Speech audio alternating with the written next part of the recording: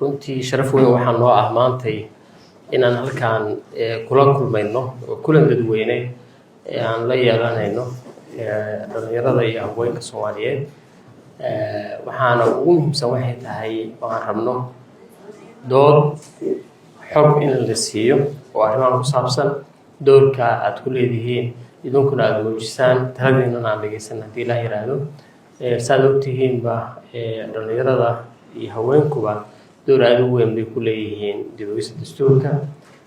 dadka stakeholderska ama hay'adaha dawladda markii laga soo tago. waxaan sameynay oo si gaar ah runtii qayb weyn uga ahaa markii la tashiyada la sameynayay kulamo waaweyn baa la yeelanay oo doorka ugu weyn ay lahaayeen siiba dhalinyaradu qayb weyn bay ka lahaayeen. waa ogtihiin oo la tashiyadaas natiijo fiican oo ay u lahaayeen bay qayb ka ahaayeen oo aan ku soo dirnay dastuurka oo si cad hadda ugu taalo cutubiyada hadda la ansixiyay 4 cutub la ansixiyay ay ku jirto door weyn oo dhalinyarada iyo sidii horumar weyn uga heli lahaayeen ama xaq ay ku lahaanayaan dawladda Soomaaliyeed iyo sidoo kale inay yihiin mustaqbalkii dalkan iyo dadkaanba balwacday sidaas la midana haweenkuna door weyn bay runtii ka ciyaareen cutubiyadii hore loo ansixiyay oo ay ogtihiin in markii koowaad ugu horeysay ay ahayd in si cad loogu xusay in ay ku yeeshaan golayaasha dawladda kuwa la doorto iyo kuwa la dooranba mataqaanaa ka qaybgal cayiman oo loo baahan yahay taasna in cutubiyada ama arrimaha doorashooyinka ha noqoto ama xisbiyada ha noqoto kooto numberka ayaan la sheegin laakiin numberka waxa lagu sii cadeeyay umaleynaya xeerka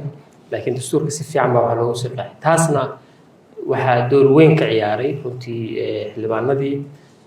senator Naciima nagala joogto oo ayaguna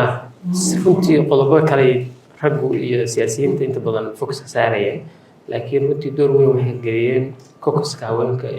labada aqal iyo sidoo kale haweenka Soomaaliyeed hogaankooda la kulmanay